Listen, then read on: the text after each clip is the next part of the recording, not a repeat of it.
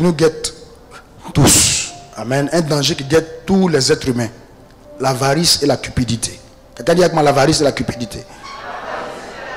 Quand on lit le texte, on se pose la question de savoir pourquoi le Seigneur donne une mise en garde contre l'avarice. Amen. Puisque dans les propos de ce monsieur-là, il n'a pas parlé d'avarice ou de cupidité. Mais vous savez, Jésus voit plus loin que l'apparence. Jésus voit plus loin que... Par la parole de connaissance, Jésus a su qu'il y avait un problème d'avarice dans leur famille. Amen. Le Seigneur, il met donc en garde contre l'avarice, parce que lorsque deux personnes, comme je le dis toujours, ne s'entendent pas sur le partage d'un bien, c'est qu'ils sont cupides et avares. Si vous voyez deux personnes qui se battent pour l'argent, ils sont cupides et avares. Si vous voyez dans un foyer, mari et femme, toujours se battent pour l'argent, toujours en compréhension sur l'argent, ils sont cupides. Ce matin, je ne sais pas dans quel état d'esprit tu es venu ici, mais je suis venu te dire, alléluia, que tu ne repartiras pas d'ici avare. Tu ne repartiras pas d'ici dans la cupidité. Quelqu'un dit amen. Vous voyez deux personnes qui se battent pour quelque chose, bien aimé. Ils sont toujours en train de se battre. Il y a des gens là, bien aimé, votre amitié s'arrête dès qu'il y a le problème d'argent, dès qu'il y a l'argent. Vous êtes heureux tant qu'il n'y a pas d'argent au milieu de vous. Dès qu'il y a de l'argent, ça devient des histoires, des palabres. Amen. Si vous voyez, bien aimé, deux personnes comme ça, il y a forcément une personne qui veut plus que l'autre. Et ce matin, nous l'adressons à cet esprit, nous le lions et nous le renvoyons dans les feux de l'enfer. Ouais. Vous savez, ce qui me plaît sur le Seigneur, c'est que Jésus n'enseigne pas des choses académiques. Vous savez, beaucoup de choses qu'on apprend à l'école ne sont pas utiles dans la vie de tous les jours. Vous n'avez pas remarqué ça? Bon, dis-moi, qui fait quoi avec cosinus aujourd'hui? Dis-moi. Beaucoup de choses qu'on a appris à l'école là sont pas. Jésus n'est pas un homme de. Ça dit, il n'enseigne pas des choses académiques, mais au contraire, il enseigne l'école de la vie. Quelqu'un dit avec moi l'école de la vie. C'est pourquoi tu peux suivre Jésus en toute sécurité. Tu as réussi. Alléluia. Parce qu'il t'enseigne l'école de la vie. Il y a des gens qui se demandent, mais est-ce que la vie en Christ vaut la peine d'être vécue? Oui, beaucoup même. Parce que Jésus enseigne l'école de la vie. Si tu suis Jésus, il dit il est le chemin. Il n'a pas dit je suis un chemin. Il dit il est le chemin. Il est quoi encore? La vérité. Et puis il est quoi encore? La vie. Amen. Dis à ton voisin, il est le chemin. Il est la vérité. Et puis il est la vie. Alors prends le chemin. Prends le chemin. Tu vas découvrir la vérité. Tu auras la vie à la fin. Mais l'avarice, c'est quoi? L'avarice, qu'est-ce que c'est? Amen. Vous savez, l'avarice va toujours de pair avec la cupidité. Amen. L'avarice, la cupidité, c'est l'avidité. L'avidité, c'est quoi? C'est la soif de posséder. Amen. Voilà. Donc, l'avarice, c'est l'amour excessif des richesses, de l'argent. Il y a des gens qui aiment trop l'argent. Ils sont prêts même à tuer. Ils sont prêts à ne plus parler avec toi. Ils aiment trop l'argent. Si tu aimes trop l'argent, c'est pas bon. La cupidité, amour excessif de gain, de richesse. Tu vois, c'est la même chose. Voilà. L'avarice, c'est la recherche effrénée de biens.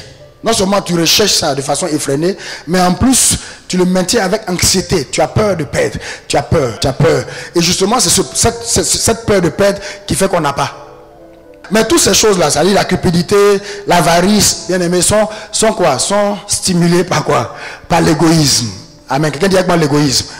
Vous savez, dans le mot égoïsme, il y a quoi? Il y a ego. Ego qui veut dire quoi? Moi.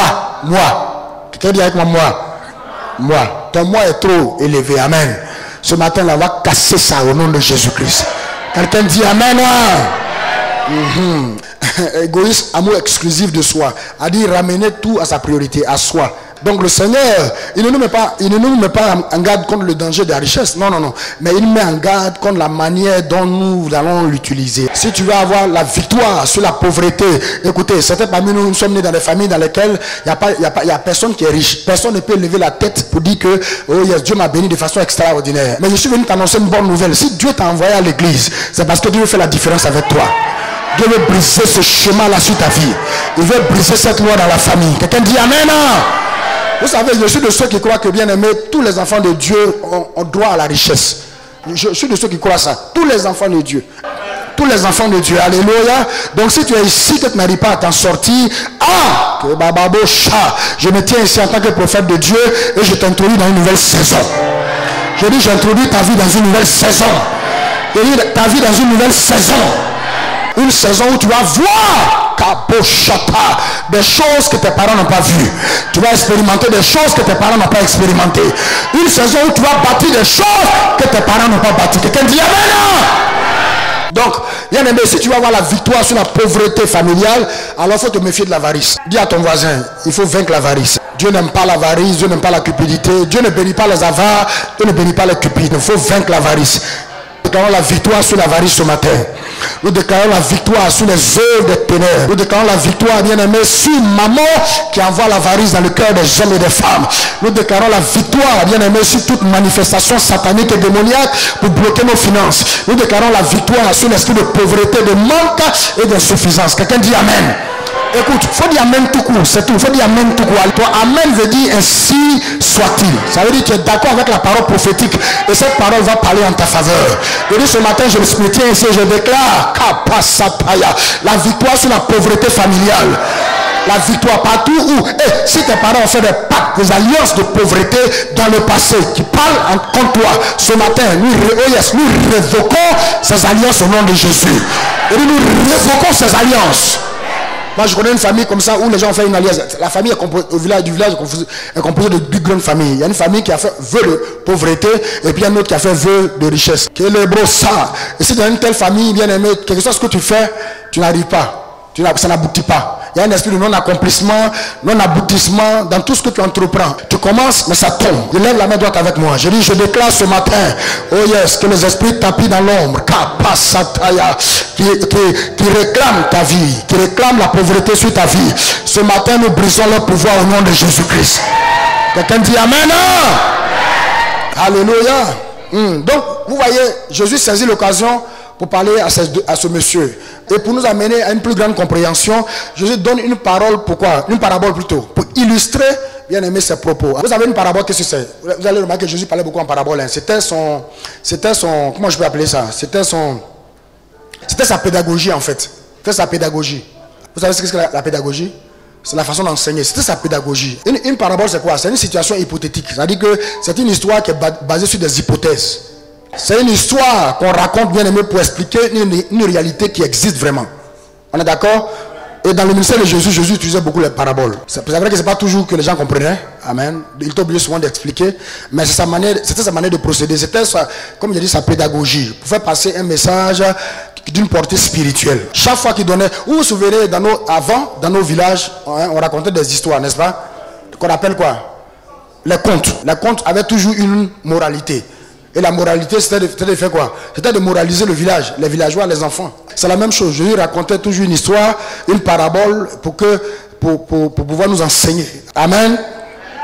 Donc c'est Jésus même qui parle. Et qu'est-ce que nous enseigne cette parabole? Écoutez attentivement. Le titre de la parabole même, c'est quoi? C'est la parabole du riche insensé. C'est ça dans votre Bible? La parabole du riche insensé. Qu'est-ce que nous enseigne cette parabole de Luc chapitre 12? Ok. Jésus parle donc d'un homme riche, entrepreneur, qui a réussi dans ses affaires. Qui ne voudrait pas réussir dans ses affaires? Tout le monde veut réussir. Qui a obtenu de grands bénéfices dans ses investissements. Qui a récolté beaucoup de fruits après des années d'efforts, de sacrifices, de travail, d'abnégation. On est d'accord?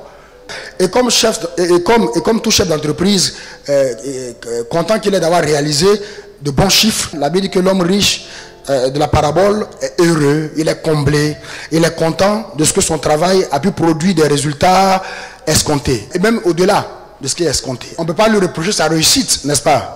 Alors, ni le sens de ses affaires, ni son sens des affaires. Hein? Il avait le sens des affaires et il a réussi. Il est devenu, bien aimé, ce qu'il est devenu grâce à son courage, à son travail, à son sérieux, à son engagement au travail. Bien aimé, aimer le travail, travailler. Parce que le travail libère les hommes. Alléluia. Alléluia. Je n'attends pas ton amen. Hein? Donc, il décide donc de démolir ses greniers, c'est-à-dire ses granges. Il estime, ça, vous savez, à l'époque, il n'y a pas de banque comme chez nous ici, comme maintenant. Donc, il casse ses greniers, ses granges qui existaient déjà, et puis il fait de plus grandes parce qu'elles sont devenues trop petites. Elles ne pouvaient plus contenir cette grande richesse qu'il a reçue. Comme si, comme aujourd'hui, tu as peut-être un seul compte quelque part, n'est-ce pas? Mais quand Dieu commence à te bénir, tu as plusieurs comptes. Il y a des gens qui ont des comptes, ils ont oublié le compte là. Alléluia. Je ne sais même pas ce qui est dessus. Amen. Je prie que cela t'arrive. Voilà, je prie que ça t'arrive. Si tu arrives au stade où tu as des comptes que tu as oubliés, c'est que vraiment Dieu t'a visité. Ok. Donc vous voyez, non, il a bâti comment je peux dire ça? Des greniers, des granges plus grands pour conserver et puis préserver l'ensemble de ses biens. Donc vous voyez que cet homme d'affaires là, c'est un homme d'affaires prudent. il est prudent, il gère ses affaires par anticipation. Il tient compte du fait que la crise peut arriver et puis donc il faut une réaction rapide. Donc il garde, il ne dépense pas tout, il garde aussi. Allez, c'est ce qu'on attend d'ailleurs d'un homme d'affaires, non, d'un chef d'entreprise, c'est qu'il soit prévoyant. Prévoyant. Quelqu'un dit avec moi prévoyant. Dis-le bien, prévoyant. Il pense aussi aux conditions de la météorologie, n'est-ce pas? De la météo, voilà, la météorologie. C'est-à-dire, il peut pleuvoir, ça peut gâter ses récoltes. Donc il les met à l'abri. On est d'accord? On est d'accord? Vous savez que la nature a un côté totalitaire, hein. On a vu avec Covid. Quand le Covid est arrivé, même les États les plus développés ne peuvent pas s'en sortir. Alléluia. Donc il peut arriver un problème qui a fait que tout ce qu'il a produit peut se perdre. Donc sur le plan des affaires, cet homme est irréprochable. Amen. C'est même un modèle de réussite. C'est un modèle de réussite. Parce que, bien aimé, tout le monde veut ressembler à ce qui a réussi. Personne ne veut s'identifier à ce qui a échoué. Vrai ou faux? Parlez, j'entends pas. Vrai ou faux? Ok, donc ça c'est sur le plan des affaires. Voyons maintenant au plan moral. Là également, bien aimé, en se référant à la parabole de Jésus, Jésus ne nous dit pas que cet homme était un homme indigne, un homme immoral, un homme violent, un homme méchant. Amen.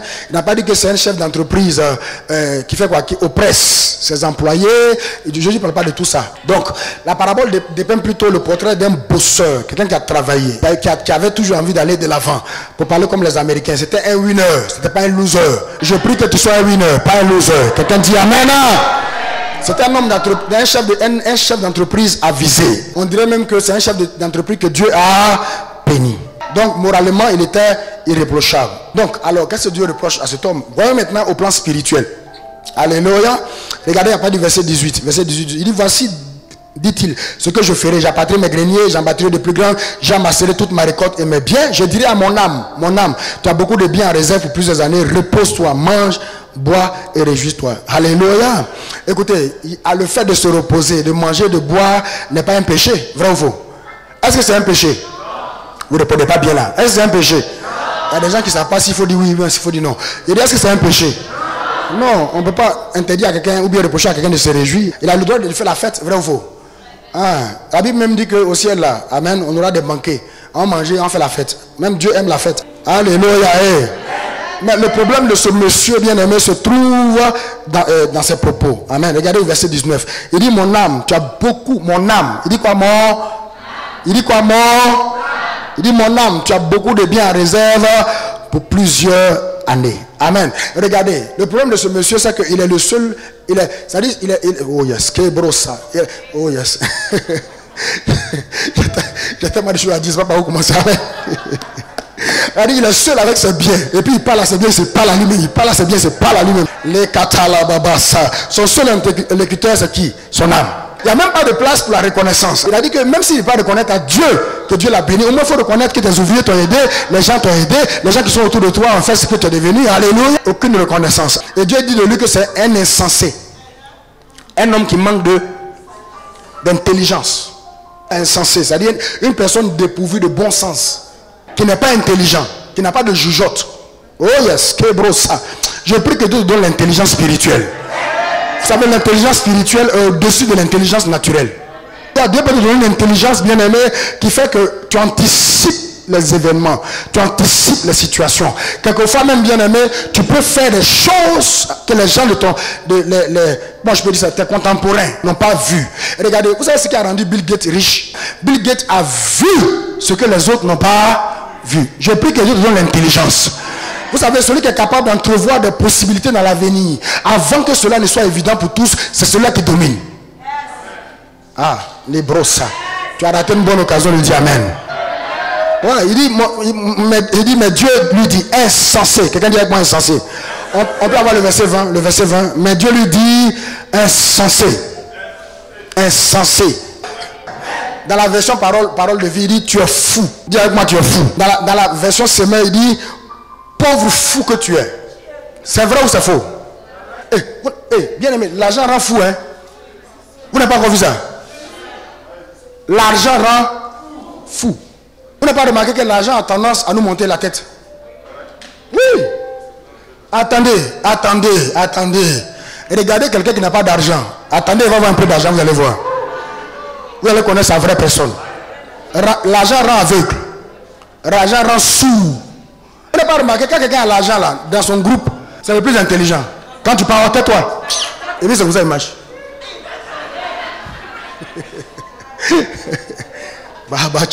Amen. Oui, c'est l'argent qui l'a rendu fou. Ça dit fou. Tu es fou. Je prie que l'argent ne te rende pas fou. Amen. Voilà, quel que soit ce que tu as, que tu gardes la tête sur les épaules. Ouais. Amen. C'est vrai qu'il était travailleur, c'est vrai qu'il était prévoyant, mais cet homme ne pensait qu'à lui seul. L'argent l'avait rendu arrogant. Ouais. Parce que pour lui, la vie se résumait à s'enrichir, se reposer, manger, boire, se réjouir, il fait la fête en fait. Amen. L'argent, il fait la fête. Il voyage quand il veut, il revient quand il veut. Personne ne peut lui parler. Quand tu lui parles, quand quelqu'un essaie de s'opposer à lui, il achète. Voilà, il faut te taire. Hein, tu parles trop, tais-toi. Tu n'as rien et puis tu parles. C'est ça, il y a des gens comme ça, ils n'ont rien, mais ceux qui parlent beaucoup. Quand tu n'as rien, parlez doucement. Alléluia. Écoutez, avant d'aller en profondeur dans ce que j'ai à vous dire ce matin, bien aimé, c'est triste. Il n'y a rien de plus triste que de ne pas reconnaître que tout ce que nous avons, c'est grâce à Dieu. Et de penser que, bien aimé, ce sont nos expériences accumulées, c'est parce qu'il y a telle expérience, c'est parce qu'il y a tel diplôme, c'est parce qu'il y a telle chose, ça n'a rien à voir. Il n'y a rien de plus triste, bien aimé, que de chercher à amasser des biens et ne pas être capable d'en faire profiter les autres. Quelqu'un dit Amen. Je n'ai pas entendu toi Amen. Hein? Bien aimé, il n'y a rien de plus triste que d'être financièrement, c'est-à-dire d'être riche matériellement, être riche financièrement, mais être pauvre spirituellement. Son problème, c'est qu'il était pauvre spirituellement. Tu peux être riche financièrement et être pauvre spirituellement. Et c'est son cas. Il y a des gens comme ça, ils sont riches matériellement, financièrement, mais ils sont quoi? Pauvres financièrement. Je dis ce matin, je prends autorité sur l'avarice. Si l'avarice est dans ta vie, ce matin, je prends autorité sur l'avarice. Au nom de Jésus, je brise son pouvoir sur ta vie dans le nom de Jésus-Christ. Je dis, je prends autorité sur l'avarice, je brise son pouvoir sur ta vie dans le nom de Jésus-Christ. Quelqu'un dit Amen. Comme je l'ai dit, le titre de cette parabole, c'est la parabole du riche insensé. Maintenant, on va voir ensemble pourquoi cet homme était riche insensé. On va voir ensemble pourquoi nous devons obtenir la victoire sur l'avarice. Pourquoi lui on dit qu'il est riche insensé, pourquoi on doit avoir la victoire sur lui? Ok, on va voir 3 points rapidement. Premier point, cet homme est riche et insensé parce qu'il ne s'est pas souvenu que la prospérité et la richesse viennent de Dieu. Bien aimé, c'est le commencement de la vie. Il est insensé, pourquoi? Parce qu'il ne s'est pas souvenu que la prospérité et la richesse viennent de qui? De Dieu. Vous savez, souvent des gens sont dehors et puis quand ils nous regardent dans notre adoration, notre manière de faire, ils disent mais toi-même tu es bête. Hein. Donc toi tu donnes tout ton temps à l'église, donc toi tu vas à l'église comme ça, tu enrichis le pasteur et tout ça. Écoutez-moi très bien, Ne faites jamais l'erreur de tomber dans un débat, bien aimé, qui n'a ni tête ni queue. Avec des gens, bien aimés, qui ne sont pas spirituels. La Bible dit que l'homme animal ne peut pas comprendre les choses de l'esprit. Que c'est en esprit que l'on parle. Les débats stériles comme ça, il ne faut pas entrer. Même moi qui suis pasteur, quand il y a des amis qui en parlent, je leur donne 2 ou 3 paroles. Après, je laisse tomber. Laisse tomber. Dans tous les cas, un jour, tu vas comprendre. Parce que l'homme animal ne comprend pas les choses de l'esprit. Quelqu'un dit Amen. Je dis, cet homme riche est insensé. Parce qu'il ne s'est pas souvenu que la prospérité et la richesse viennent de Dieu. Je veux qu'on lise une série de versets. Jacques chapitre 1, verset 17. Oui, je veux qu'on lise ensemble. Hein. Toute grâce excellente et tout don parfait descend d'en haut, du Père des lumières, sur lequel il n'y a ni changement ni ombre de variation. Il dit tout quoi? Toute grâce excellente et tout don parfait vient de qui? D'en haut. C'est Dieu qui donne la grâce, c'est Dieu qui fait le don. Ok. Ensuite, on va lire le psaume 75, verset 6 et le verset 7. Bon, ça dépend des versions. Il y a des versions. Donc, vous allez ajouter le verset 8 parce que ça n'est pas beau. Ok. Ne levez pas si haut votre tête et ne parlez pas avec tant d'arrogance. Oui. Car ce n'est ni de l'Orient, ni de l'Occident, ni du désert que vient l'élévation. Le verset suivant dit, mais Dieu est celui qui juge. Il abaisse l'un et il élève l'autre. Bien aimé, l'élévation ne vient pas de l'homme, l'élévation vient de Dieu. Je veux qu'on lise 1 Chronique chapitre 29, verset 10 jusqu'à 14. Il s'agit de David. C'est un très beau texte, c'est un texte que j'aime beaucoup. 1 Chronique 29, à partir du verset 10. Écoutez attentivement. David bénit l'Éternel en présence de toute l'assemblée. Il dit, béni sois-tu d'éternité en éternité. Éternel Dieu de notre Père Israël. En fait, il était question de la construction du temple. Amen. David avait sollicité la construction du temple auprès du Seigneur. Et le Seigneur lui a dit, non, tes mains sont remplies de sang. ton fils Salomon le fera. Mais David a posé la question au Seigneur, mais au moins si je ne peux pas construire, est-ce que je peux participer à sa construction? Dieu dit, il n'y a pas de problème. Donc David convoque le peuple pour faire des offrandes. Et tout le peuple, bien aimé, apporte des offrandes. Et il y a tellement d'offrandes. Regarde ce que David dit. Je reprends. Il dit, David bénit l'Éternel en présence de toute l'assemblée. C'est-à-dire tous ceux qui ont envoyé les offrandes étaient rassemblés. David a béni le Seigneur. Et il dit, béni sois-tu d'éternité en éternité. Éternel Dieu de notre Père Israël. À toi, Éternel, la grandeur, la force, la magnificence, l'éternité et la gloire. Aïe, ça c'est quelqu'un qui connaît Dieu. Car tout ce qui est au ciel et sur la terre t'appartient. À toi, Éternel, le règne, car tu te lèves souverainement au-dessus de tout. C'est de toi que viennent la richesse et la gloire. C'est toi qui domines sur tout. C'est dans ta main que sont la force et la puissance. C'est ta main qui a le pouvoir d'affermir et d'agrandir toutes choses. Que cela soit ta portion. Car qui suis-je et qui est mon peuple pour que nous puissions te faire volontairement ces offrandes? C'était tellement. Tout vient de toi et nous recevons de ta main ce que nous t'offrons. Ça, c'est quelqu'un qui connaît Dieu. Ça, c'est toi, ton petit agent là. On dit d'envoyer faire impact. Vas-y, quelqu'un qui connaît. Il dit, Seigneur, tout vient de toi. Bien aimé, écoutez, nous ne devons jamais oublier que rien de tout ce que nous avons a été donné par nous-mêmes. Rien. C'est-à-dire que nous devons toujours avoir à l'esprit que Dieu est l'auteur de tout. Dieu est l'auteur de notre vie. Il est l'auteur de nos biens, de nos succès. Il est l'auteur de nos victoires, de notre élévation, de nos réussites, de notre richesse, de notre prospérité. Dieu est l'auteur. Écoutez, même l'argent que tu as, même ce qui est dans ta poche en ce moment, l'argent que nous avons ne nous appartient pas. Dieu nous l'a juste prêté. C'est pourquoi la Bible dit que nous sommes des intendants. Nous sommes quoi? Intendant, ça veut dire quoi? Gérant, gestionnaire, administrateur. C'est pourquoi fais très attention à l'argent que tu as dans ta main. Parce que tu seras jugé en fonction. C'est pourquoi je dis l'avarice c'est très dangereux parce que ça peut t'amener en enfer. Ça peut te faire rater le royaume. Donc soyons reconnaissants. Si tout appartient à Dieu, soyons reconnaissants sur Dieu qui nous donne tous les jours ce que nous avons. Quand tu te lèves le matin, ton premier réflexe doit être merci Seigneur. Parce que même la vie, le fait que tu te réveilles en vie, c'est Dieu qui te donne cela. Quelqu'un dit Amen. Il y a des gens qui sont allés au lit, mais ils n'ont jamais pu se relever. Dis avec moi merci Seigneur. Dis-le bien, dis-le bien, dis-le bien. Et regardez au verset 16, il dit, il a dit cette parabole, les terres d'un homme riche avait beaucoup rapporté. Écoutez, tout homme aspire à l'abondance et à la richesse. Qui aspire à l'abondance et à la richesse ici? Sois honnête, sois honnête. Voilà, tout homme. Mais bien aimé, écoutez, la Bible dit que c'est la bénédiction de l'Éternel qui fait quoi? Qui enrichit, c'est-à-dire la prospérité de cet homme. Je parle de ceux qui sont prospères. Bien aimé, je ne parle pas de ceux qui sont allés faire des fétiches. Non, non, non. Je parle des gens qui font des affaires et que Dieu bénit. La prospérité de cet homme bien aimé est une bénédiction de Dieu. C'est-à-dire c'est une faveur, c'est la conséquence de la faveur de Dieu sur sa vie. Ce matin, je lève ma main et je donne à la bénédiction financière de Dieu d'être avec toi. Elle n'a qu'à être avec toi. Quelqu'un dit Amen.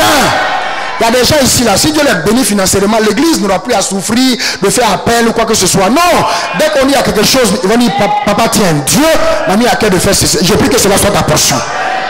Regardez, la Bible qu'un homme riche, a dit qu'il était déjà riche, mais Dieu l'a béni encore, il est devenu davantage riche. Dieu l'a béni, il est devenu, oh yes, c'est la bénédiction de l'Éternel qui... Et il ne l'a fait suivre aucun chagrin. Écoutez, je vais vous dire la vérité. Il y a des paliers de la richesse que tu n'atteindras jamais naturellement. Il y a des paliers que tu n'atteindras jamais naturellement. Il y a des niveaux de richesse, ma fille, que tu n'atteindras jamais naturellement. Parce que maman va te combattre. Dimanche prochain, je parlerai de maman. Il va te combattre. Alléluia. Il va te combattre. Le système de ce monde va te combattre. Il y a des paliers de richesse où, bien aimé, tu as besoin que Dieu soit ton bouclier. Que l'Éternel des armées soit ton bouclier. Et pendant qu'il est ton bouclier, bien aimé, aisément, tranquillement, tu t'enrichis. Je prie que cela soit ta portion. Je dis, je prie que cela soit ta portion. Bien aimé, il y a des paliers de richesse, il y a des niveaux de richesse que tu n'atteindras jamais avec ton intelligence et ta sagesse. Mais peu importe tes efforts, peu importe tes talents, peu importe tes diplômes, peu importe tes connexions, peu importe, bien aimé, ton commerce facile, tu sais parler facilement, peu importe ça, tu ne vas jamais arriver là-bas. Il faut que Dieu te prenne et puis t'établisse là-bas. Dieu prend les gens de la boue et les fait asseoir à la table des grands. Il prend les gens de la boue et les fait asseoir à la table des grands. Lève tes deux mains et dis, Seigneur, prends-moi de là où je suis, fais-moi asseoir à la table des grands. Est-ce que je parle à quelqu'un qui croit que Dieu peut le bénir financièrement? Bien aimé, il y a des paliers de richesse que tu n'atteindras jamais. Tu as besoin de la bénédiction divine. Tu as besoin de la faveur divine. Tu as besoin de l'approbation. C'est-à-dire le ciel doit te cautionner. Est-ce que je parle à quelqu'un? Est-ce que je parle à oh yes. Est-ce que quelqu'un ici veut que le ciel le cautionne? C'est-à-dire le ciel te cautionne. Le ciel est garant pour toi. Il est garant. Dieu est garant pour toi. Kaposa, lekata, remose, breso, rimosha, kababosa, presata, ramosa. Je déclare au nom de Jésus, par l'onction que Dieu m'a investi. Ah, kababoriande, que la bénédiction de Dieu qui enrichit te visite au nom de Jésus-Christ. Je dis ce matin, j'ordonne que la bénédiction financière de Dieu soit avec toi. Dans tes affaires, dans ton travail, dans tes entreprises, dans ton commerce. Je déclare au nom de Jésus que Dieu t'introduit dans une saison de grande richesse. Et Dieu t'introduit dans une nouvelle saison. Un vent nouveau souffle sur ta vie. Un vent nouveau souffle sur ta vie financière. Je dis un vent nouveau souffle sur ta vie financière. Quelqu'un dit Amen. Une saison de grande prospérité pour toi. Quelqu'un dit Amen. Je dis, je prophétise ce matin, je prophétise. Tape ton bâton, le pasteur de prophétiser. Je prophétise une saison d'onction fraîche. Une nouvelle onction. Cette onction que tu as reçue, qui t'a mené au niveau où tu es, je déclare que Dieu renouvelle l'onction pour toi. Et une onction fraîche, une onction qui est fraîche. Elle est fraîche, une nouvelle onction. Je la déclare sur ta vie au nom de Jésus-Christ. Dieu voit ton cœur. Dieu sait que si tu as de l'argent, l'œuvre de Dieu va avancer. Je prie pour toi. Kappa. Bien aimé, il y a une onction qui est disponible pour quelqu'un. Si tu veux la recevoir, reçois-la. Je dis, je prie pour toi. Kappa Sataya. Ramoshe. Nikata. Remosa. Rabosa. Dieu change. Oh yes, ton niveau, ton palier de richesse au nom de Jésus-Christ. Dieu te donne, bien aimé, une saison. Oh yeah, il t'introduit dans une saison de grande grâce. Grande grâce, grande grâce, grande grâce. Une saison de sagesse. Elle dit que la sagesse bâtit. Une saison d'intelligence. Elle dit que l'intelligence affermit. Une saison de connaissance. Elle dit que la connaissance fait croître. Elle fait prospérer. Je prie que cela soit ta portion. Dieu te donne de l'argent en abondance, des biens en abondance. Il t'accorde de grands biens. Quelqu'un dit Amen. Il t'accorde de grands biens. Dieu t'accorde de grands biens. Tu penses que tu ne peux pas avoir de grands biens quand tu regardes à ton travail, tu regardes là où tu viens, ton background. Quand tu regardes à tous les paramètres, c'est pas possible. Mais bien aimé, ce qui est impossible aux hommes est possible à Dieu. Je me tiens ici par l'Esprit de Dieu. Je déclare que tu changes de saison. Je dis tu changes de saison. Je dis tu changes de saison. Quelqu'un dit Amen. Et acclame le Seigneur. Rapassa, lekata, rababoshe. Tu changes de saison. Dieu fait pour toi, Seigneur. Bien aimé, Dieu fait pour toi ce qu'il n'a pas encore fait pour un membre de ta famille. Dieu dit, tu changes de saison. Vous savez, je suis de ceux qui croient que la richesse est accessible à tous les enfants de Dieu. Je suis de ceux qui croient ça. La richesse est accessible à tous les enfants de Dieu. Et regardez, il suffit que Dieu voit ton cœur. Il voit ta disponibilité à soutenir son œuvre. Il ne voit pas en toi, bien aimé, quelqu'un qui, dès qu'il va avoir de l'argent, on va plus le reconnaître. Non, il voit en toi quelqu'un, bien aimé, quel que soit ce que tu as, tu es obéissant. C'est pour ça qu'il a aimé David. David avait toutes ses richesses, mais David était prêt à donner cela pour que le temple du Seigneur soit construit. Ce matin, que tout esprit d'avarie soit lié au nom de Jésus-Christ. Regardez, ce qu'il faut souligner ici, c'est quoi dans cette parabole? Jésus ne se plaint pas de la richesse de cet homme. Non. Dieu n'a pas de problème, bien aimé, avec les riches. Dieu n'a pas de problème avec la richesse, les biens d'un homme. Non. Non, bien aimé, Dieu n'a pas de problème avec la richesse. Écoutez, pour accéder à l'indépendance financière, il faut devenir riche. Si tu veux être indépendant financièrement, si tu ne veux pas dépendre toujours des gens, toujours quand tu dois faire quelque chose, il faut que tu ailles prêter de l'argent à quelqu'un. Toujours quand tu dois acheter quelque chose, il faut que tu aies... Non, non, non. Si tu veux accéder à l'indépendance financière, il faut que tu aies un peu. Il faut que tu aies un peu. Il faut que tu sois... Tu sais quoi? Un peu. Allez, et je prie pour toi, au nom de Jésus. Oh yes, que tu accèdes à la liberté financière. Bien aimé, Dieu, la religion nous a fait croire que Dieu n'aime pas les riches et Dieu aime les pauvres. Non, bien aimé, la religion nous a fait croire que la pauvreté c'est une vertu chrétienne. Ce n'est pas vrai du tout. Dieu aime les riches autant que les pauvres. Dieu aime les pauvres autant que les riches. Tous les patriarches étaient quoi? Riches. Abraham était riche.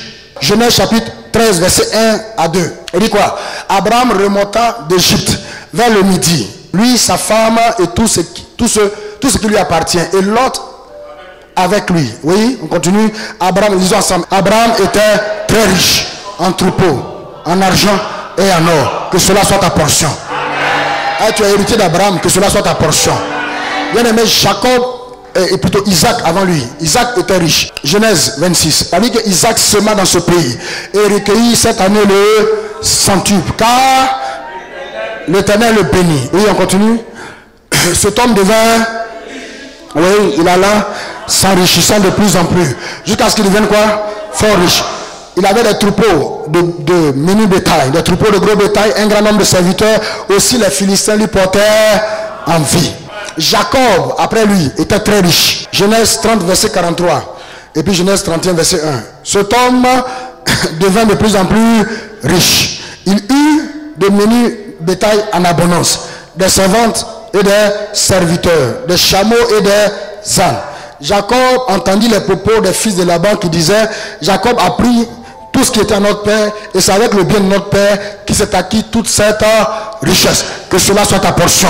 Comme je le dis, bien aimé, Dieu n'est pas contre la richesse. Et je le répète encore, comme je l'avais le dit ici, seulement la richesse, il faut la mettre dans sa vie, mais il ne faut pas la mettre dans son cœur. Si ça prend ton cœur, tu vas devenir avare. Et ce matin, nous sommes venus adresser une parole, oh yes, de menace à l'esprit, à cet esprit d'avarice. Esprit d'avarice, sort de la vie des enfants de Dieu. Quelqu'un dit Amen, hein? Bien aimé, Dieu est la source de toutes les richesses. Dieu n'est pas contre les riches. Hein? N'est pas contre les riches. Parce que quand on lit cette parabole, on ne fait pas attention à penser que Dieu est contre les riches. Non, Dieu n'est pas contre les riches. Mais Dieu nous met en garde quant à l'utilisation de quoi? De quoi? La richesse. C'est ça qui est le problème.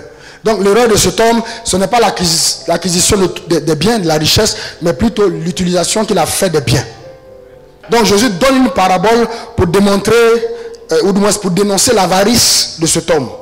C'est par rapport à l'histoire de ce jeune homme, la demande de ce jeune homme, que Jésus a donné cette parabole. Il donne une parabole pour dénoncer l'avarice de cet homme, non pas sa richesse, mais son avarice. Il dit, gardez-vous, verset 15, il dit, gardez-vous avec soin de toute avarice. Amen. Donc Jésus ne se plaint pas ici de la richesse de cet homme, mais Jésus se plaint plutôt de l'attitude de cet homme. Bien aimé, il faut revoir ton attitude. Il faut revoir. Écoutez, si ça ne va pas chez toi, revois ton attitude. Regardez, dans la relation qu'on a avec Dieu, là, Dieu a toujours raison. Si ça ne va pas, tu tournes en rond, ça ne va pas, ça ne va pas. Il faut revoir ton attitude. Il ne faut pas rester là orgueilleux, gonflé pour dire que non, j'attends mon temps n'est pas encore arrivé. Non, bien aimé, revois ton attitude. Quel temps n'est pas encore arrivé? Tu es dans ton temps? Cet homme riche est insensé parce qu'il ne s'est pas souvenu que la prospérité et la richesse viennent de Dieu. Vous savez, les avares et les cupides ne reconnaissent pas que la prospérité et la richesse viennent de Dieu. Ils ne reconnaissent pas. Quand on parle de oui, mais de Dieu, mais bon. Un jour, j'ai dit à quelqu'un que l'élévation vient de Dieu. Il dit, quand il a fini, il me dit, pasteur, ce que tu as dit là, c'est vraiment... J'aime t'écouter parce que quand c'est plaisant de t'écouter, mais il y a quelque chose que je ne suis pas trop d'accord. Il dit comment ça? Il dit mais l'élévation vient de Dieu, c'est vrai, mais quand même, hein, voilà, moi je vois des gens, amen, qui ne sont pas forcément des chrétiens, mais ils sont élevés. Il dit mais quand il a dit l'élévation vient de Dieu, il n'a pas dit l'élévation, Dieu élève les chrétiens seulement, j'ai pas dit ça. Est-ce qu'il a dit ça? Non, il dit l'élévation vient de Dieu. Tous les êtres humains sont des enfants de Dieu. Et pas toi seul. Voilà. Parce qu'il y a des gens aussi qui font les mêmes choses que les autres la font, mais ils ne sont pas élevés. Ou bien, voilà, il y en a même qui font plus, mais ils ne sont pas élevés. Donc si une personne est élevée, elle doit reconnaître que cela vient de Dieu. Ça veut dire que la course n'appartient pas au plus rapide, ni la guerre au plus vaillant. Mais c'est quoi? C'est la grâce de Dieu. Amen. Quelqu'un dit Amen. Amen. Quelqu'un dit Amen. Amen. Dis avec moi, tout appartient à Dieu. Il faut dire la richesse, la prospérité, la richesse viennent de Dieu. On peut acclamer le Seigneur pour cela.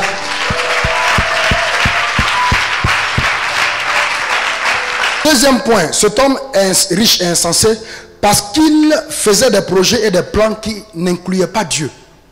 Ou je dirais qui excluaient Dieu.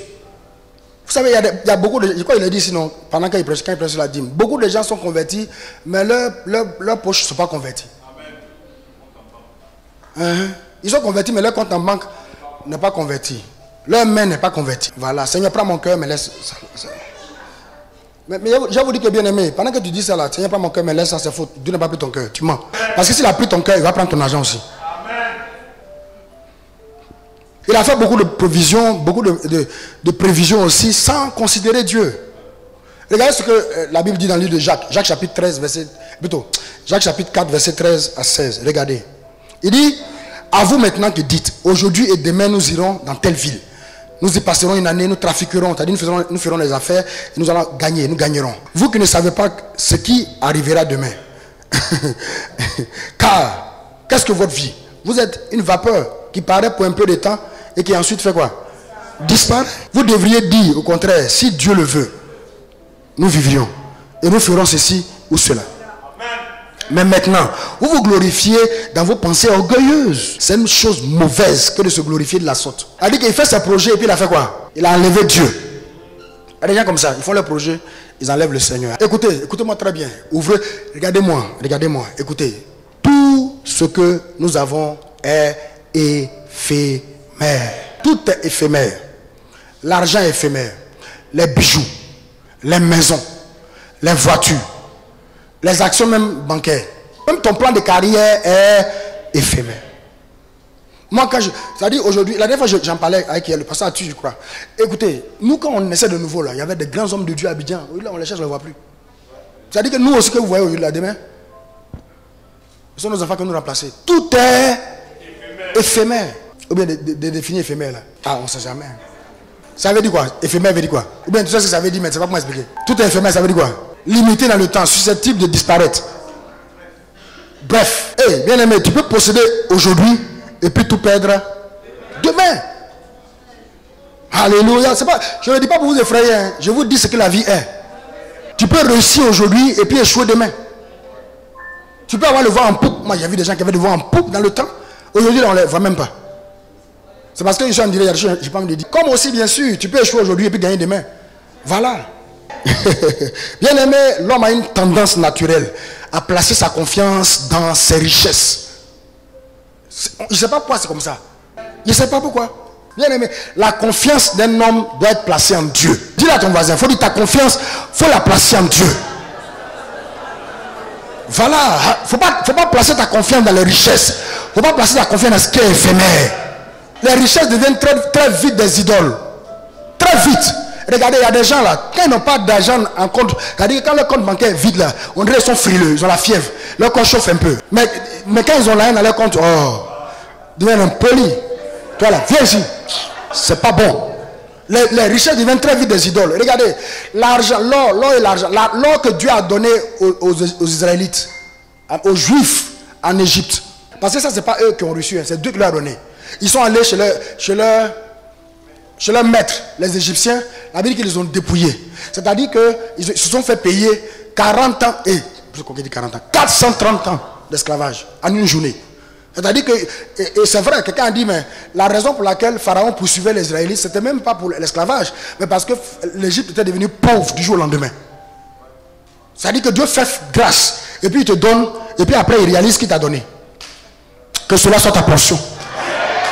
Donc cet or que Dieu leur a donné, qui était censé être utilisé pour faire quoi? Pour servir Dieu. Quand ils sont arrivés au désert, qu'est-ce qu'ils ont fait? Ouh, ils ont commencé à adorer ça. Ils ont commencé à adorer. Vous voyez, ce qui est censé servir à adorer Dieu commence à devenir un objet d'adoration. Les richesses deviennent très vite des idoles. Je dis ce matin, je m'adresse à l'avare. À l'avare qui est assis ici. Et je brise son pouvoir. Je déclare que tout ce que l'ennemi a envoyé contre toi pour te maintenir dans la pauvreté, dans l'insuffisance et dans le manque, ce matin, nous brisons cela. Je dis ce matin, nous brisons cela.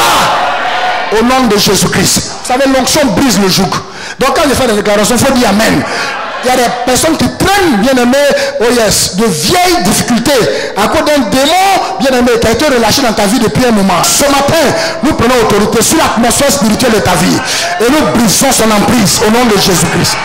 Quelqu'un dit Amen et acclame le Seigneur pour cette victoire. Vous voyez, la richesse est devenue, bien aimé, pour cet homme, un Dieu. C'est à un Dieu qu'on parle comme ça.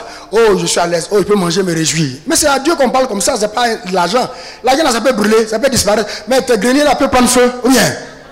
Voilà. C'est dommage, mais c'est comme ça, nous sommes nous tous. La richesse, là, rend les gens orgueilleux, hautains, arrogants, les kata, ramochés. S'il y a un esprit comme ça ce matin ici, je dis, je le déclare lié et renvoyé dans les feux de l'enfer. Quel que soit ce que tu as, reste tel que tu es, sois humble. Vous savez, la richesse te rend tellement orgueilleux que quelquefois, quand Dieu veut humilier quelqu'un, c'est-à-dire humilier, je ne parle même pas d'humiliation, mais Dieu veut t'humilier. Quand Dieu veut rabaisser quelqu'un, quelquefois il est obligé de lui arracher tout ce qu'il a. C'est pas bon. Il ne faut pas arriver à ce stade.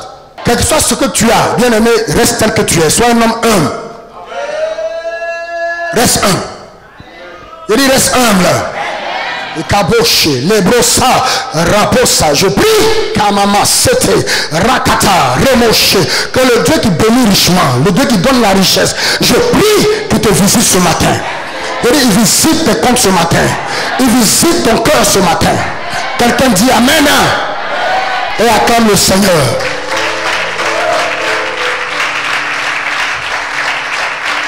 J'ai dit tout à l'heure que Dieu n'a pas de problème à la richesse d'un homme. N'est-ce pas? Dieu n'a pas de problème avec ça. Mais lorsque la personne fait de la richesse son Dieu, alors la richesse devient un problème. Quand les biens matériels s'interposent, c'est-à-dire quand la richesse matérielle s'interpose entre l'homme et Dieu. C'est-à-dire que toi qui avais le cœur pour le Seigneur, maintenant que tu as commencé à avoir un peu d'argent, ton cœur est devenu, c'est-à-dire la richesse est interposée entre toi et puis Dieu. En ce moment, la richesse devient un problème. Lisons Marc chapitre 10. Marc chapitre 10, à partir du verset 13. Amen. La Bible dit que comme Jésus se mettait en chemin, un homme accourut et se jetant à genoux devant lui, bon, maître, lui demanda-t-il, que dois-je faire pour faire quoi? Pour hériter la vie éternelle. Jésus lui dit, pourquoi m'appelles-tu bon? Il y a de bon que Dieu seul. Connais les commandements. Tu ne commettras point d'adultère, tu ne tueras point, tu ne déroberas point, tu ne diras point de faux témoignages, tu ne feras pas tort à personne. Honore ton père et ta mère. Il répondit, maître, j'ai observé toutes ces choses dès ma jeunesse. Jésus l'ayant regardé, l'aima et lui dit, il te manque une chose, va, vends tout ce que tu as, donne-le aux pauvres et tu auras un trésor dans le ciel. Puis viens et suis-moi. Mais affligé par cette parole, cet homme s'en alla tout triste. Il a fait quoi? Aïe. Il a laissé Jésus pour les richesses. Amen. Parce que Jésus a parlé de rien comme ça, il n'aime pas qu'on parle de l'argent.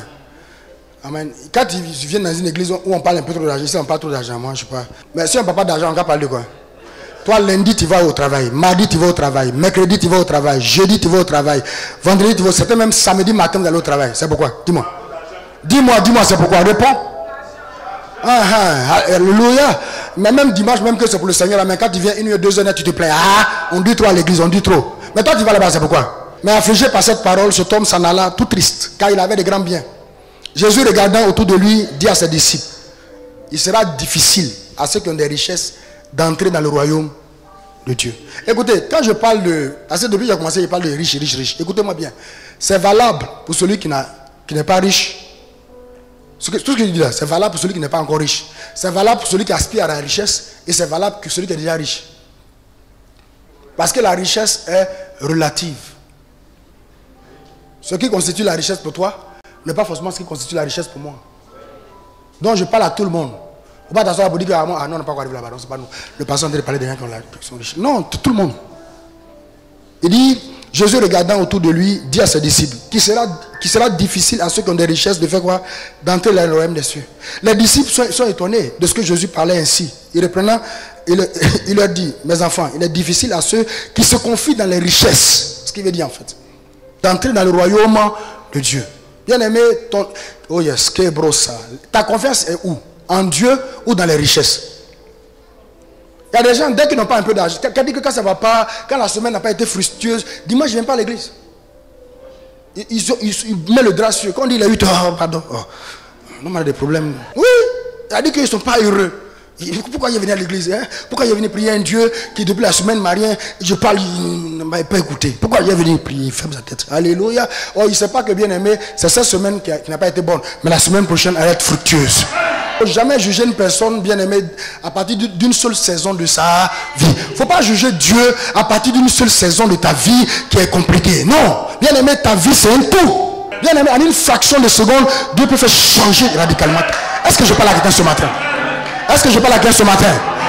Donc vous voyez, le plus souvent, c'est l'état du cœur de l'homme que c'est tout le problème. Ce n'est pas la richesse. Dieu a un problème avec le cœur de celui qui possède la richesse. Ton argent n'est pas ton problème, c'est ton cœur. Ton cœur est mauvais. Ton cœur est mauvais. Tu as un mauvais cœur. Tu penses qu'il n'y a pas dit. Il a dit, ton cœur est mauvais. Il faut revoir ton cœur, c'est mauvais. Tu es assis ici, tu joues les humbles façon. Si la tombe dans ta main, ton cœur mauvais là, ça a sorti. Donc il faut commencer à traiter ça maintenant. Oui, il y a des gens qui sont à la maison, il n'y a pas de problème. C'est-à-dire que ça va, la famille, ça va. Sa femme est heureuse. Dieu m'a donné le meilleur mari du monde et tout ça. Il n'a qu'à avoir l'argent seulement. Hein? Il y a quoi? Et puis il sort quand il rentre. Mais tu n'as pas vu. Et puis quoi? Et puis quoi? Il faut aller chercher l'argent. Il faut qu'il aille chercher l'argent pour que tu manges. Il y a quoi? Tu es vaincu au nom de Jésus. Tu es vaincu. Amen. Tu es vaincu. Katalabosa, Remosa, les Kalabasa. Donc, bien aimé, la richesse n'est pas le problème. La richesse, c'est le cœur de celui qui possède la richesse. C'est le cœur qui est le problème. Et ton cœur est le problème. Donc, cet homme riche est insensé parce qu'il faisait des projets et des plans qui n'incluaient pas Dieu. Et les avares font des projets et des plans qui n'incluent pas Dieu. Les avares et les cupides, quand ils font leurs projets, Dieu n'est pas dedans. Regardez au verset 15. Au verset 15, il dit, gardez-vous avec soin de quoi? De toute avarice. N'est-ce pas? Car la vie d'un homme ne dépend pas de ses biens, fut-il dans l'abondance. Ça m'intéresse. Ça m'intéresse. Ça m'intéresse. Il faut dire ça m'intéresse. Dis-le bien. Il faut dire ça m'intéresse. Dis-le bien. Ça m'intéresse. La version seconde 21 dit que, il dit, gardez-vous avec soin de toute soif de posséder, car la vie d'un homme ne dépend pas de ses biens, même s'il est dans l'abondance. Il y a une autre version qui dit, gardez-vous bien de toute avidité, car la vie de quelqu'un, même dans l'abondance, ne dépend pas de ce qu'il possède. Il dit ça m'intéresse, ça m'intéresse. Regardez, on vit dans un monde où de plus en plus les hommes sont définis parce qu'ils ont et non parce qu'ils sont. Vous n'avez pas remarqué ça? Quand quelqu'un a, quand il parle, on lui prête attention. Mais quand quelqu'un est, quand il parle, il n'a pas, il n'a rien. Tu bavardes beaucoup, tu parles beaucoup. Non, parce que qu'on a vu faire ici, tu parles, ça finit pas. Amen. Un jour, je me souviens, quelqu'un m'a dit ça. Je parle, il dit, mais parce que moi je suis venu de plaire, tu parles trop, pasteur. Parce qu'il faut parler beaucoup, parce qu'il faut faire quelque chose qu'on ne parle pas. Il a dit, il a regardé, il a ri, il a dit, bah, c'est bien, tu as raison. Tu es un homme concret. Moi, je pensais que tu étais un homme honnête. Oh, tu es un faux type. Un corrompu. Donc, on vit dans une société où, de plus en plus, les hommes sont définis par ce qu'ils ont, pas parce qu'ils sont. C'est-à-dire, notre société définit l'homme parce qu'il a, l'avoir, et non parce qu'il est, l'être. Non. Mais avec Dieu, c'est différent. Écoutez, avec Dieu, c'est différent. Oh, la Bible dit que l'homme regarde à l'apparence, mais Dieu ne regarde pas, il regarde au cœur. On est d'accord? On est d'accord? Dieu définit l'homme parce qu'il est, pas parce qu'il a. C'est pourquoi la vie d'un homme ne dépend pas de ses biens, de ses richesses, de l'argent. Ta vie ne dépend pas de l'argent. Écoute-moi, j'ai dit, je répète encore ce matin, ta vie ne dépend pas. Je vous dis la vérité, moi l'argent là, je cherche beaucoup et je vais avoir beaucoup pour être une source de bénédiction. Mais ma vie ne dépend pas de l'argent. Je ne suis pas déprimé quand j'ai pas d'argent. Voici ma femme, elle peut vous dire, moi je m'en fous. Aïe, je m'en fous. Je sais que Dieu garantit ma vie, c'est l'essentiel. Amen.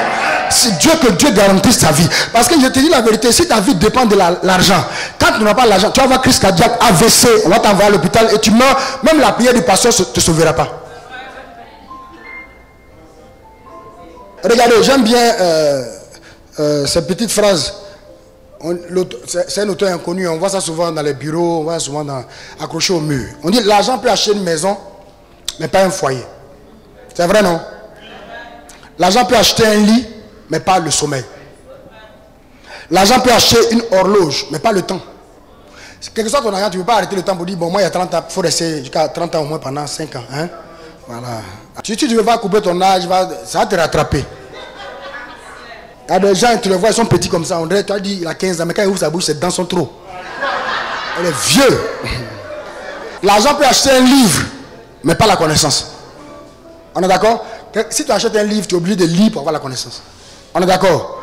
L'argent peut acheter une position, mais pas le respect. L'argent peut acheter la médecine, mais pas la santé. L'argent peut acheter le sang, mais pas la vie. L'argent peut acheter le sexe, mais pas l'amour. Souvent quand tu es sur les réseaux, les gens font trop rire. Amen. J'ai vu un truc qui est partagé à ma femme, la dernière fois on a ri. Le gars il dit, on dit bon, entre un homme qui te fait rire et puis un homme qui a l'argent, tu veux quoi?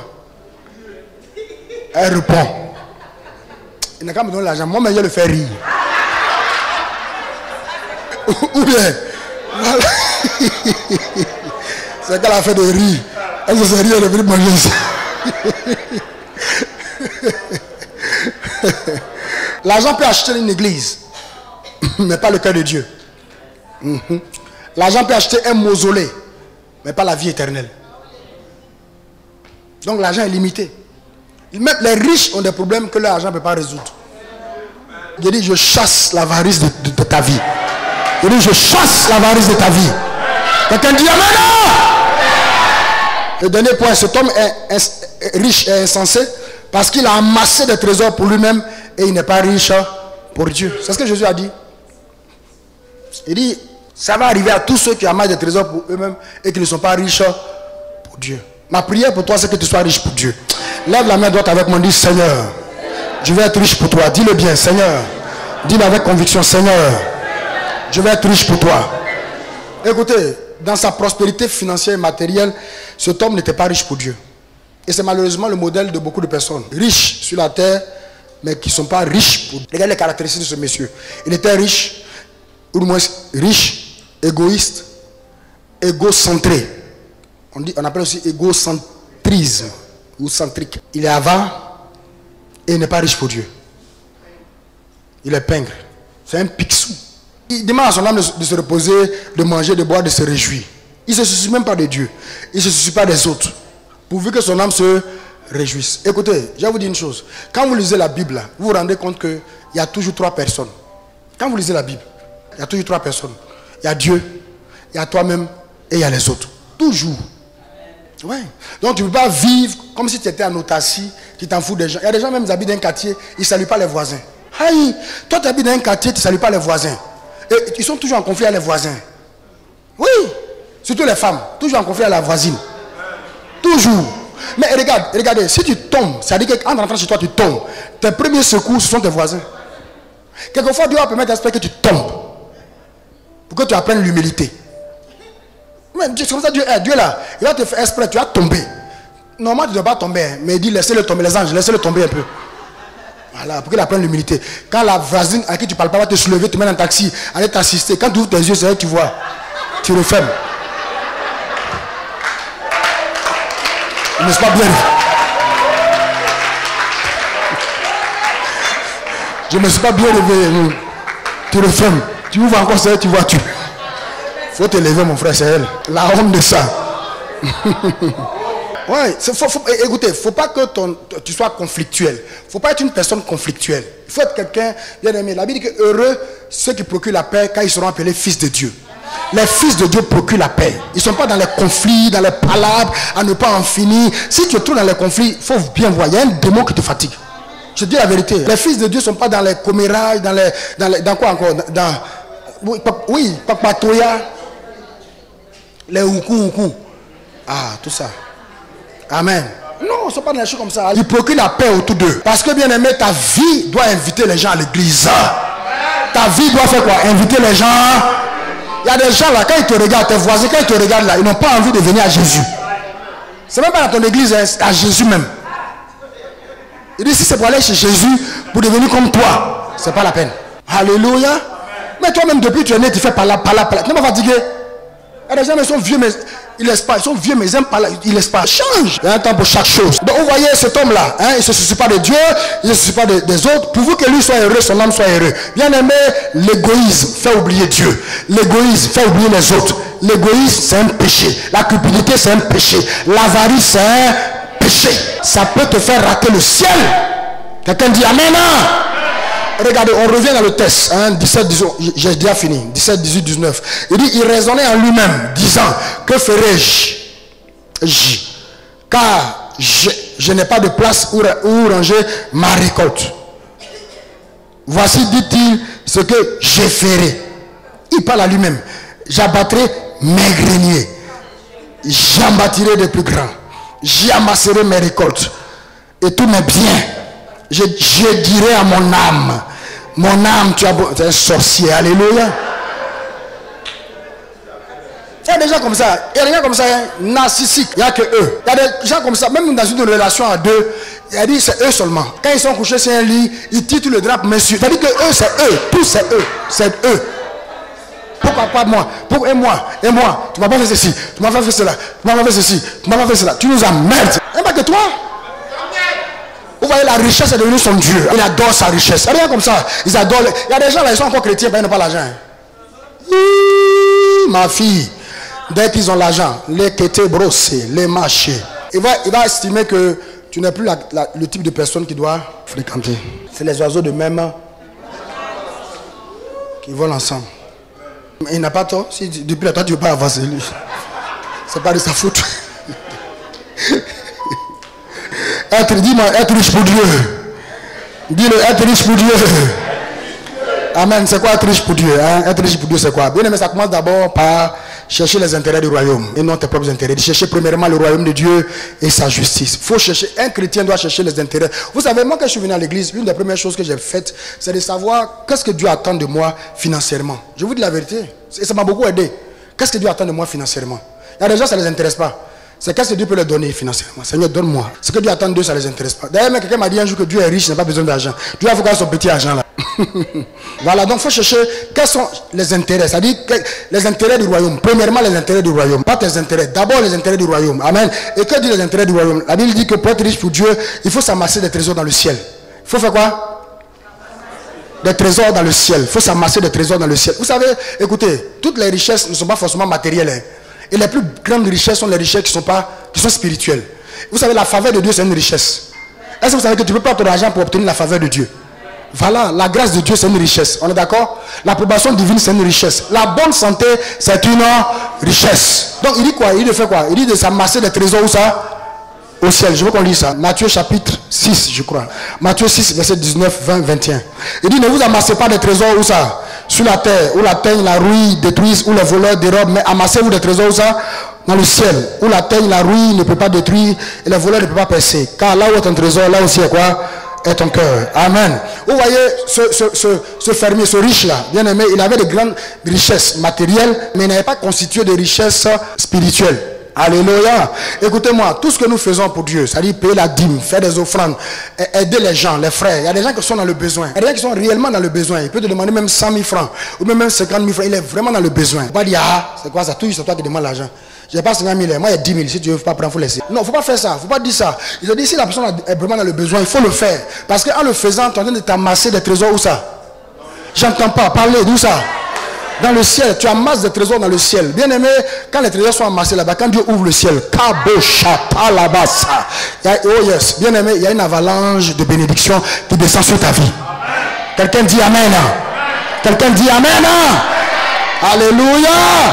Ouais, bien aimé, il faut donner à Dieu, mais donner aussi aux autres. Je me suis rendu compte que pour être riche pour Dieu, c'est-à-dire qu'une personne qui veut être riche pour Dieu, il faut qu'elle-même d'abord, elle se soit donnée au Seigneur. Je me suis rendu compte que aussi longtemps qu'une personne ne s'est pas elle-même donnée entièrement au Seigneur, qu'elle est donnée au Seigneur, c'est esprit, c'est-à-dire tout honnête, esprit, âme et corps. Vous savez, il y a beaucoup de gens qui sont venus à l'église, mais il y a une seule partie de leur vie qui est convertie, l'autre partie n'est pas convertie. Il y a des gens qui sont ici là, ils continuent d'avoir go, continuent d'avoir gars, ils continuent de fumer, de boire. Mais un gars comme ça, dites-moi, il est converti? Non, répondez franchement, il est converti. Il n'est pas converti. Pour que tu sois riche pour Dieu, il faut que tu sois vendu au Seigneur. Je ne sais pas si on pourra lire, mais c'est Paul qui parle aux Macédoniens. Il dit que les Macédoniens sont pauvres. Ils vivent une extrême pauvreté. Ils ont beaucoup de difficultés. Mais une chose que Paul aime chez eux, c'est qu'ils donnent. Mais ils ne donnent pas seulement, ils donnent parce qu'ils se sont eux-mêmes donnés au Seigneur d'abord. Quand une personne se donne à Dieu entièrement d'abord, bien aimé, tout ce qui concerne cette personne, elle vient au Seigneur. On peut voir le verset 21 qu'on a lu tout à l'heure, non? Il dit là où est, voilà, ton cœur. Voilà, si tu te donnais entièrement au Seigneur, hein, la Bible dit je crois dans Romains chapitre 12 verset 1, il dit quoi? Il dit, Romains 12, on peut avoir Romains 12 1 avant ça. Il dit quoi? Romains 12 1, il dit, je vous exhorte donc frères, à faire quoi? Par la compassion de Christ, à offrir vos corps comme un sacrifice vivant. Ce qui sera c'est agréable à Dieu, ce qui sera de votre part un culte raisonnable. C'est-à-dire le culte que tu rends à Dieu là, tout ton corps doit rendre culte à Dieu. Toute ta vie doit rendre culte à Dieu. Faut pas avoir peur. Écoutez, si tu donnes ton argent dans la maison du Seigneur, écoute-moi très bien. Vous savez pourquoi je prends le temps de parler comme ça? Parce que la dernière fois, on m'a dit, on était là, on n'a pas pu faire le coup parce que les gens ont posé des questions sur comment donner, comment ceci, comment cela. J'ai vu que vraiment, les gens ont envie de savoir beaucoup de choses. Écoutez-moi très bien. Écoutez-moi très bien. Si Dieu te met à cœur de faire une offrande, de donner, faut pas avoir peur de manquer dans ton compte bancaire, de manquer dans ton sac, de ta poche. Parce que l'argent peut quitter ton compte bancaire, ta poche, ton sac à main, ton portefeuille. Bien aimé, même ta main, l'argent peut quitter, mais l'argent ne quitte jamais ta vie. Jamais ta vie. Ce que tu as donné là, là, ça ne quitte jamais ta vie. Bien aimé, ça va te préparer une moisson au temps convenable. Quand tu vas dans le besoin, tu vas voir, les gens vont te visiter. Quand tu vas, regarde, si tu as des problèmes, que tu cours après X, Y, Z, et puis personne ne peut t'aider, il faut revoir, faut pas t'envoyer aux gens, il faut te revoir toi-même. Tu prends des actes qui ne sont pas bons. Parce que bien aimé, ce n'est pas les hommes qui bénissent les gens, mais les hommes sont des canaux. C'est Dieu qui touche le cœur des gens, et puis les gens envoient l'argent vers toi. Est-ce que je parle à quelqu'un? Est-ce que je parle à quelqu'un? Donc il dit que là où est ton trésor, là est ton cœur. Jésus met en relation quoi? Le trésor et le cœur de l'homme. C'est-à-dire que, bien aimé, oh yes, que brossal. Le cœur, ce qui est un peu près de ton cœur, c'est ton argent. Moi, depuis je suis né là, j'ai vu des gens qui ont divorcé avec les femmes. Des gens m'ont quitté les familles, ils ont changé de nom. Ils disent, je suis plus dans la famille là. À partir d'aujourd'hui, c'est pas le père qui réunit. Hein. Moi-même, je vous réunis. Ils ont réuni la famille. J'ai vu des gens qui ont abandonné leurs frères, abandonné leurs soeurs, leurs mamans, tout ça. Dans la pauvreté, ils ont fui, ils sont partis. Mais j'ai jamais vu quelqu'un qui a réuni l'argent. Tu as déjà vu ça, fils? Tu as déjà vu ça? Quelqu'un qui dit que non, elle a dit qu'il a vécu la galère, fils. Il a vécu la galère. Depuis 20 ans, il vit la galère. Il a 20 ans de galère. Et puis un jour, l'argent arrive. Et puis il dit à l'argent, toi. Moi, je ne veux plus. Hein. Je suis fâché. Tu as trop duré avant de venir. Qui a déjà vu ça? Qui a déjà vu ça? Ah. L'argent et le cœur de l'homme sont liés. Donc si tu donnes ta vie entièrement à Jésus, tu donnes ton argent. Au nom de Jésus.